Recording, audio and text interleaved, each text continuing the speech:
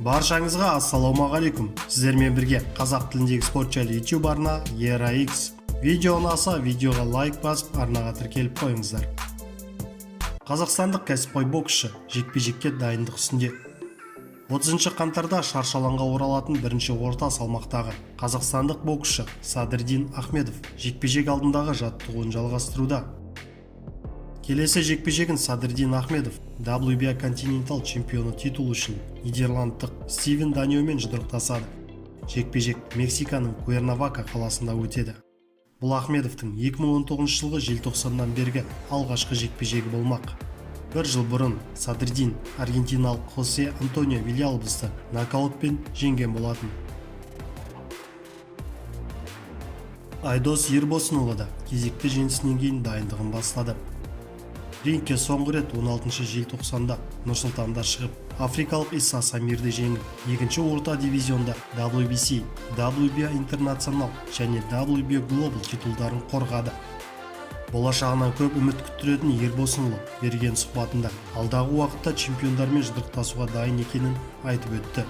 Және орта салмақта жекпе-жекте жеңіске жеткен мексикалық Сауль Альвареспен жұдырықтасқысы келетінін жасырмады. Канелоны жеңіп, тарихта атыңды қалдыру тамаша болар еді. Орта салмақтағы қазақстандық көп боксшылар онымен жекпе-жек өткізгісі келеді. Мен өз салмағымдағы чемпиондармен жұдырықтасуға қашанда дайынмын, дейді Ербосынұлы. Головкиннің рингке оралуы жыл оқиғасы деп танылды. Польшаның спорт телеарнасының бірінде Геннадий Головкиннің рингке қайта оралуын жыл оқиғасы деп бағалады. Ол 440 күннен кейін қайта оралды. Көптеген адамдар оның Канело, Джейкобспен және Деревянченкомен болған жанкешті айқастардан соң 38 жасында бұрынғыдай атағы жер жарып тұрған даңқты боксшы болудан қалды. Енді ол тек Triple G'дің көлеңкесі ғана бола алады деп ойлады. Алайда олай болмай шықты. Ол әлі де аты әлемге әйгілі боксшы. Өзінің мықты екенін Камил Шереметаны 1-ші, 2-ші және 4-ші, 7-ші раундтарда канвасқа жібере отырып дәлелдегені өкінішті. Әрине, ол өзінің орта салмақтағы IBF және IBO нұсқалары бойынша чемпиондық белбеуін қорғап қалды делінген польшалық спорт телеарнада. Айта кетейік, Геннадий Головкин 21 ғасырдың ең мықты 3 боксшысының қатарына кірді. Биыл коронавирус пандемиясына байланысты спорт әлемінде үлкен үзіліс болды. Дегенмен келер жылы ірі жекпе-жектерге толы болмақ. Назарларыңызға әрбір жанкүйер 2021 жылы көруі тиіс 5 жекпе-жек ұсынамыз.